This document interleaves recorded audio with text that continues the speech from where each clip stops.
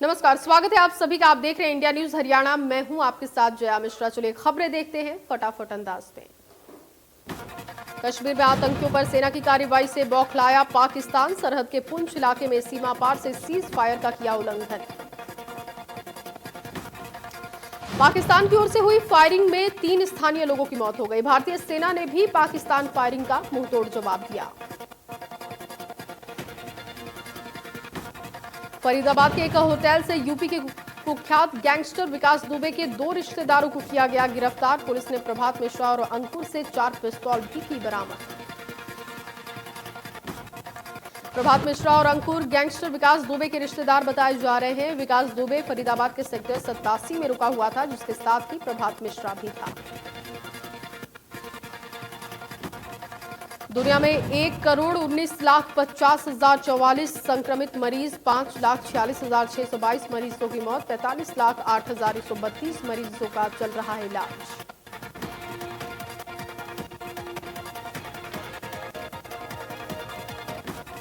America में 30,97,084 corona मरीज, 1,33,972 corona मरीजों की मौत, 16,08,249 मरीजों का चल रहा है इलाज। ब्राजील में 16,74,655 कुल कोरोना मरीज, 66,868 मरीजों की कोरोना से मौत हो गई है। राष्ट्रपति जायर बोल्सोनारो भी कोरोना पॉजिटिव हुए। रूस में कोरोना मरीजों की संख्या 6,94,230 पहुंच चुकी है। 10,494 मरीजों की कोरोना से मौत हो गई है। 2,19,856 मरीजों का चल रहा है इलाज।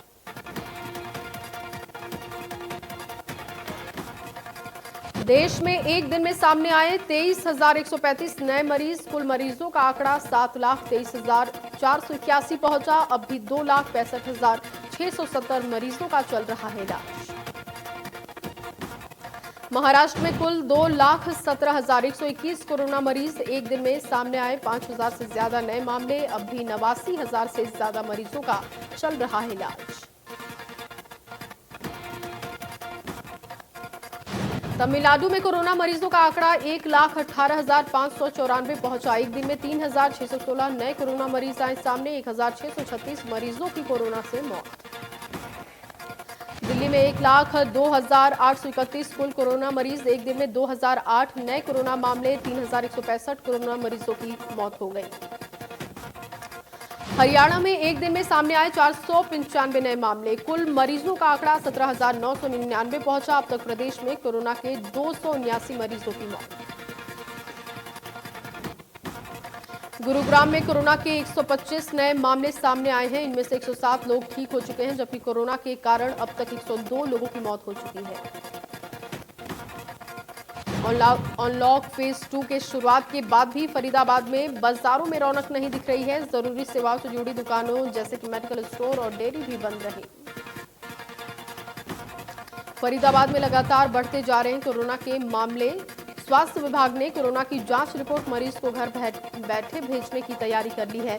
अब लोगों को फोन कर ही एसएमएस के जरिए रिपोर्ट की जानकारी मिल जाएगी। फरीदाबाद में सरेआम घूम रहे 1,600 कोरोना वायरस के मरीज। इन मरीजों ने टेस्ट कराते समय स्वास्थ्य विभाग को गलत सूचना दी।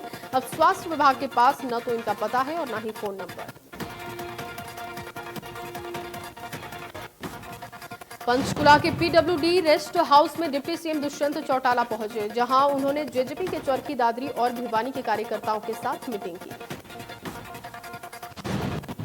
उन्होंने कैबिनेट के लिए नए फैसलों को ऐतिहासिक बताते हुए कहा कि जो भी फैसले लिए गए हैं, युवाओं के रोजगार संबंधित, किसानों के स्टाम्प पेपर चार्ज को लेकर सभी फैसले प्रदेश को प्रगति की ओर ले जाएंगे। उन्होंने कहा कि इस बैठक का मुख्य एजेंडा संगठन की गतिविधियों को आगे बढ़ाना है। वहीं बड़ौदा उपचुनाव को लेकर उन्होंने कहा कि बेशक ये कांग्रेस की सीट रही हो, पर जिस मजबूती से सरकार चल रही है उसी मजबूती के साथ बड़ौदा उपचुनाव को जीतेंगे।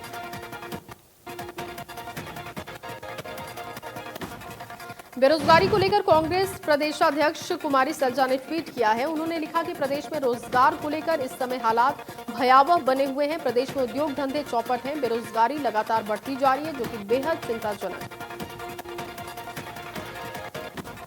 कुमारी सैलजा ने आगे कहा कि हरियाणा सरकार एक तरफ प्राइवेट सेक्टर की नौकरियों में स्थानीय युवाओं को 75% आरक्षण का ढोंग पीट रही है, लेकिन जमीनी सच्चाई ये है कि प्राइवेट सेक्टर में नौकरियां नहीं। उन्होंने आगे लिखा कि सरकारी नौकरियां सरकार देना नहीं चाहती है और इसीलिए पुरानी भर्तियों को लटकाया जा रहा है। साजिश रचकर सरकारी कर्मियों की रोजी रोटी छीनी जा रही है।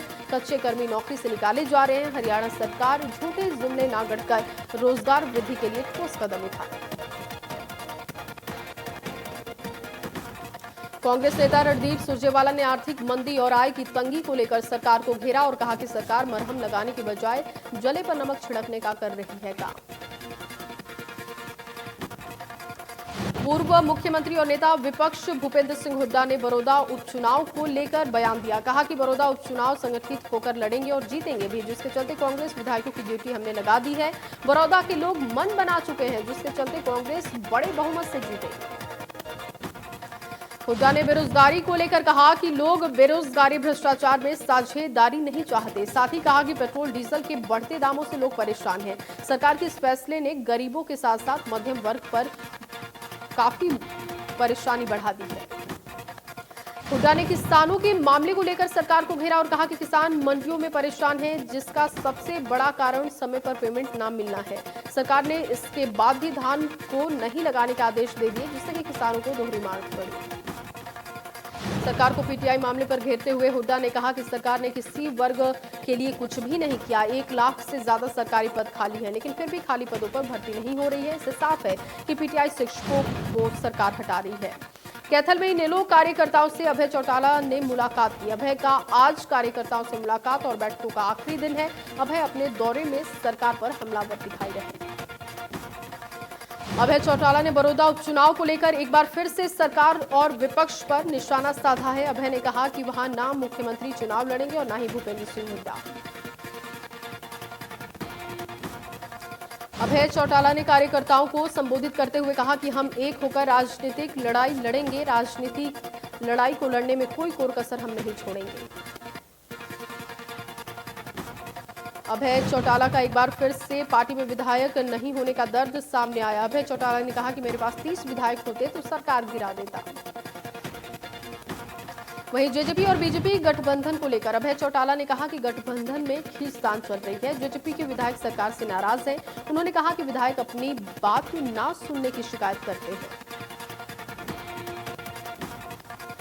भिवानी पहुंचे अभय चौटाला सरकार पर जमकर निशाना उन्होंने साधा। जमकर हमलावर भी दिखाई दिए। अभय चौटाला ने कहा कि सरकार नशा तस्करों और शराब माफियाओं को बढ़ावा दे रही है। विधानसभा सत्र में सबूतों के साथ खुलासा करने का दावा किया। अभय ने कहा कि सरकार रोजगार देने की बजाय रोजगार छीनने में लगी हुई है। साथ ही कहा कि सरकार विधानसभा में एक्ट पास कर पीटीआई को बहाल करे। बड़ौदा विधानसभा सीट को लेकर अभय चौटाला ने कहा कि बड़ौदा सीट कांग्रेस की नहीं बल्कि इनेलो की परंपरागत सीट है और हुड्डा जिस कांग्रेस की बात करते हैं वो टुकड़ों टुकड़ों में हो चुकी है। पिंजौर में बड़ौदा उपचुनाव को लेकर अभय चौटाला ने कहा कि कार्यकर्ताओं को पार्टी के प्रचार प्रसार के लिए भेजेंगे, जिसके चलते ड्यूटी लगा दी गई है। साथ ही कार्यकर्ता वोटर्स को ये भी बताएंगे कि उनकी क्या सोच है, उनकी क्या उपलब्धियां हैं। अभय चौटाला ने कहा कि मतदाताओं को बताया जाएगा कि कैसे सभी पार्टियों ने लोगों को ठगने का काम किया। उसके बाद मतदाताओं की मर्जी है कि वो किसे अपनाना चाहते हैं। उनका दावा है कि बीजेपी जेजेपी की 100% जमानत जब्त हो चुकी। प्रदेश सरकार ने मंत्रिमंडल की बैठक में प्रदेश के युवाओं को प्राइवेट सेक्टर और सरकारी विभागों में 75% नौकरी देने का प्रस्ताव पास किया। इसको लेकर अब विपक्ष ने सरकार को घेरना शुरू किया। कांग्रेस के वरिष्ठ नेता और पूर्व विधायक उदय भान ने सरकार को घेरते हुए कहा कि ये सरकार का बड़ौदा उपचुनाव को लेकर बहुत बड़ा जुमला है, लेकिन बड़ौदा उपचुनाव में कांग्रेस भारी मतों से विजयी होगी। उन्होंने कहा कि आज प्रदेश में जितने भी उद्योग हैं, सरकारी विभाग हैं, उनके अंदर ठेका प्रथा शुरू है, जिसको लेकर उद्योगों में प्रदेश के युवाओं को नौकरियां नहीं मिल पा रही। साथ ही उन्होंने कहा कि अगर सरकार को युवाओं को 75% नौकरी देनी है तो ठेका प्रथा को खत्म करके प्रदेश के युवाओं को 75% नौकरी दे। प्रदेश बीजेपी अध्यक्ष को लेकर रामविलास शर्मा ने कहा कि मुझे 2 बार पार्टी संभालने का अनुभव है और मुझे उम्मीद है कि बीजेपी संगठन सही फैसला करेगा। पूर्व मुख्यमंत्री हुड्डा के बयानों पर रामविलास ने पलटवार करते हुए कहा कि हुड्डा का काटा तो जींद उपचुनाव में ही निकाल दिया। पिहोवा के इस्माइलाबाद में मेन सड़क के नवीनीकरण का कार्य शुरू हो चुका है, जिसका उद्घाटन खेल एवं युवा मामलों के राज्य मंत्री संदीप सिंह ने किया। बता दें कि ये सड़क करीब 5 किलोमीटर लंबी बनेगी, जिसकी लागत 1 करोड़ 17 लाख रुपए आएगी। नारनौंद में कोतकला डेरे के महंत शुक्राई नाथ पर तेजधार हथियार से हमला किया गया, जिससे उनकी हालत नाजुक हुई। अस्पताल में भर्ती कराए गए, लेकिन डॉक्टर ने प्राथमिक उपचार के बाद उन्हें हिसार रेफर किया। कोतकला डेरे के महंत पर हमले का आरोप डेरे में रहने वाले ही एक शख्स पर है। पुलिस के मुताबिक आरोपी शख्स रोज डेरे में पूजा पाठ के लिए आता था। हमले के दिन भी वो पूजा के लिए आया था, जहां हथियार से उसने महंत पर हमला किया।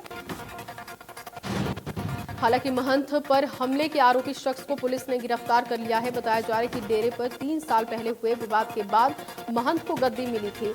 वो विवाद अभी थमा नहीं है। रेवाड़ी में दिल्ली जयपुर हाईवे पर सड़क हादसे के दौरान ट्रैक्टर और टैंकर में भीषण टक्कर हो गई। हादसे में एक बच्ची की मौत हो गई, जबकि एक महिला की हालत नाजुक है। 2 लोगों की हालत भी नाजुक बताई जा रही है। घायलों को अस्पताल में दाखिल करवाया गया। बालावास गांव का रहने वाला एक शख्स ट्रैक्टर से अनाज लेकर धारूहेड़ा की तरफ जा रहा था। ट्रॉली में एक महिला और 4 साल की बच्ची बैठी हुई थी। निखरी गांव के पास फ्लाईओवर पर पीछे से आ रही केमिकल से भरे टैंकर ने ट्रैक्टर को टक्कर मार दी।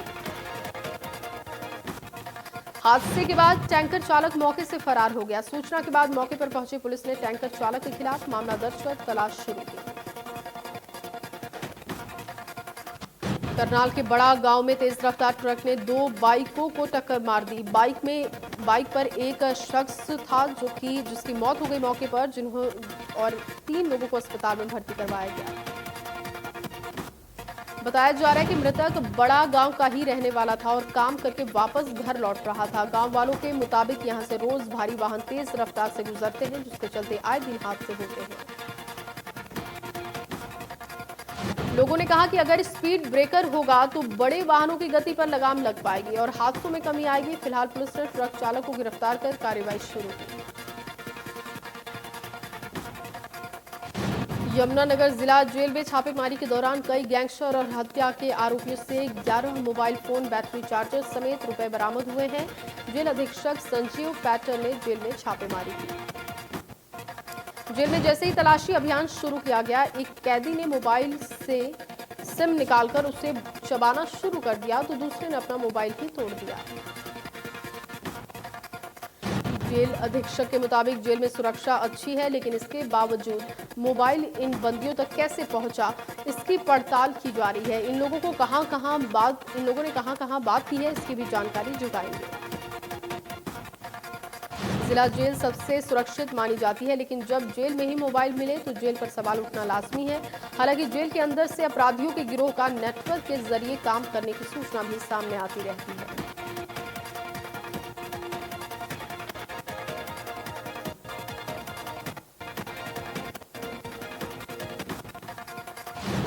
झज्जर में पीटीआई शिक्षकों का धरना 24वें दिन भी जारी रहा। लघु सचिवालय के सामने शिक्षकों का धरना प्रदर्शन जारी है। शिक्षकों का कहना है कि वो लगातार सरकार से गुहार लगा रहे हैं, लेकिन सरकार उनकी एक नहीं सुन रही।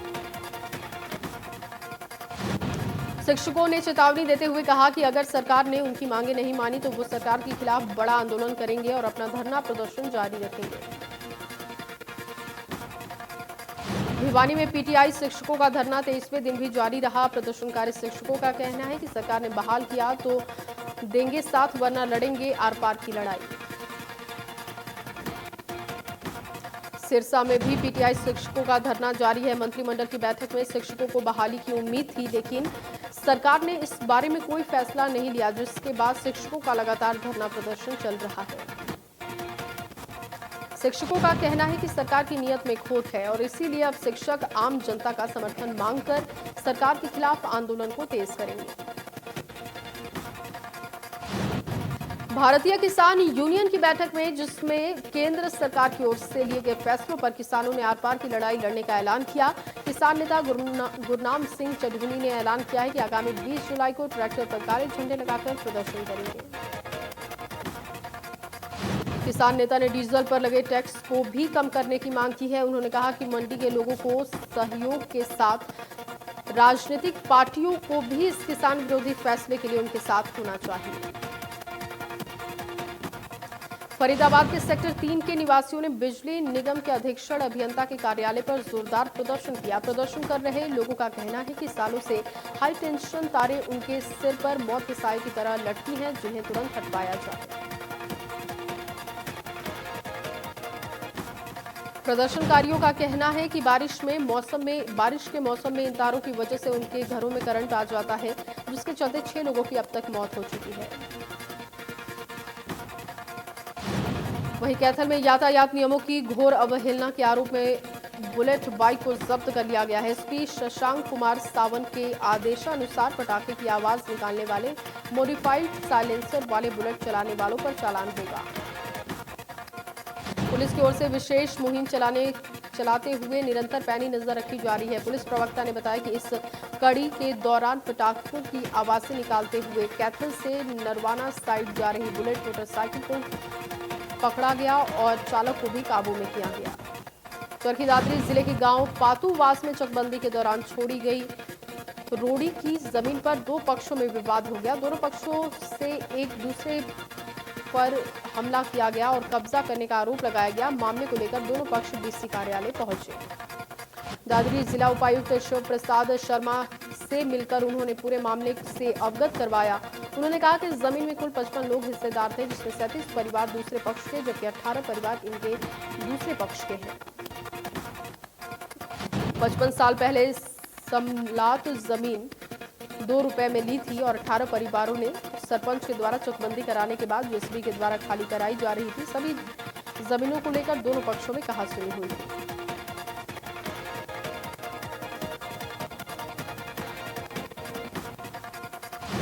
रतिया में राहगीरों को लूटने की योजना बनाने वाले 3 बदमाशों को पुलिस ने किया गिरफ्तार। जानकारी के मुताबिक सीआईए को सूचना मिली थी कि 3 युवक हथियारों के साथ राहगीरों को लूटने की योजना बना रहे हैं। गुप्त सूचना पर पुलिस मौके पर पहुंची तो तीनों ने अपनी गाड़ी सामने लगाकर पुलिसकर्मियों को चाकू के दम पर लूटने की कोशिश की। इसके बाद पुलिसकर्मियों ने तीनों को मौके से ही दबोच लिया। सोनीपत के गोहाना में बुटाना चौकी में तैनात कांस्टेबल रविंद्र और एसओपी कप्तान सिंह हत्याकांड मामले में सोनीपत सीआईए 2 ने इस मामले में फरार चल रहे 2 और आरोपी विकास और नीरज को गिरफ्तार किया। मंडी डबवाली के मलोट रोड पर मौजूद मंडी किलियावाली में एक मार्बल के शोरूम में 4 बदमाशों ने हथियारों के बल पर बड़ी लूट की घटना को अंजाम दिया है, जहां बेखौफ तरीके से बदमाशों ने गोलियां बरसाते हुए दुकान में बैठे 4 लोगों से रुपए और सोने लूटने की कोशिश की और फरार हुए। वहीं लूट की पूरी वारदात शोरूम में लगे सीसीटीवी कैमरे में कैद है, जिसमें साफ देखा जा सकता है कि बदमाशों ने लगभग 2 मिनट में ही फायरिंग करते हुए 1,20,000 रुपए की लूट को अंजाम दिया।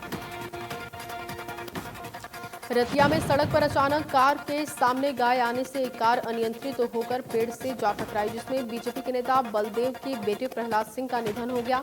बता दें कि प्रहलाद सिंह पंजाब पुलिस में तैनात हैं।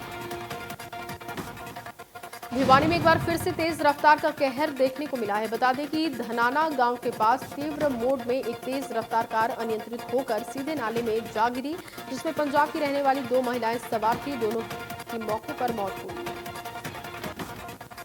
वहीं कार में सवार 2 व्यक्ति गंभीर रूप से घायल हो गए। दोनों घायलों को रोहतक पीजीआई रेफर किया गया। मौके पर पहुंची पुलिस का कहना है कि ये मोड़ तीव्र मोड़ है। कुरुक्षेत्र के बड़शामी गांव में 90 यात्रियों से भरी एक डबल डेकर बस पलट गई, जिसमें 35 लोग घायल हो गए। इसमें कुछ लोगों को फर्स्ट एड के बाद छुट्टी मिल गई, लेकिन 24 घायलों को कुरुक्षेत्र के सरकारी अस्पताल रेफर किया गया। बस में सवार एक महिला ने बताया कि बस का ड्राइवर नशे में था और बस को काफी तेज से चला रहा था, जिसके चलते यह हादसा हुआ। महेंद्रगढ़ में छात्र हत्या मामले में पुलिस को बड़ी सफलता मिली है। पुलिस ने एक बड़ा खुलासा किया है। पिता और ताऊ ने मिलकर युवक की बेरहमी से हत्या की थी। बताया जा रहा है कि अपने बेटे से परेशान होकर उसकी बेरहमी से हत्या कर दी। पिता और ताऊ अपने 2 साथियों के साथ मिलकर इस वारदात को अंजाम दिया था। उन्होंने बताया कि मृतक अपने घर वालों को परेशान करता था और इसीलिए उन्होंने योजना बनाकर अपने पुत्र की हत्या कर दी। बता दें कि मामले में 4 लोगों को किया गया गिरफ्तार। रोहतक की चिन्योट कॉलोनी में रेलवे फाटक के पास ट्रैक पर एक महिला का शव बरामद हुआ है, जिसके सिर पर तेजधार हथियार से वार करने के निशान हैं। बता दें कि महिला सोमवार दोपहर 1 बजे से लापता थी। मृतक महिला की पहचान उत्तर प्रदेश की रहने वाली निशा के रूप में हुई है, जो कि अपने परिवार के साथ देव कॉलोनी में रहती थी। फिलहाल अभी तक इस बात का पता नहीं चल पाया कि हत्या किसने की। कोरोना काल में पौधों का रोपण करना जरूरी है और इसी कड़ी में जिले भर में आरडब्ल्यूए की ओर से पौधारोपण का पर्यावरण संतुलन बनाए रखने पर फोकस है। इस मौके पर विधायक नरेंद्र गुप्ता ने कहा कि आरडब्ल्यूए की ओर से ट्री प्लांटेशन ड्राइव एक अनूठी पहल है, जिसके तहत लगभग 500 पौधों का रोपण किया जाएगा। उन्होंने कहा कि पौधारोपण की ये पहल जिले को स्वच्छ बनाने में काफी फलदायी साबित होगी और इसके साथ ही इस पहल से प्रशासन को भी मदद होगी। सेक्टर वासियों का मानना है कि ज्यादा से ज्यादा पेड़ लगाने और उनकी देखभाल करने से पर्यावरण को सुरक्षित रखा जाएगा। रेवाड़ी के उपायुक्त योशेंद्र सिंह को राइट्स लिमिटेड और power grid corporation of India limited ने CSR कार्यक्रम के तहत एडवांस लाइफ सपोर्ट एम्बुलेंस सौंपी और कोविड की रोकथाम के लिए चलाई जा रही मुहिम सहित अन्य मरीजों को भी एडवांस लाइफ सपोर्ट एम्बुलेंस की सुविधा मिलेगी।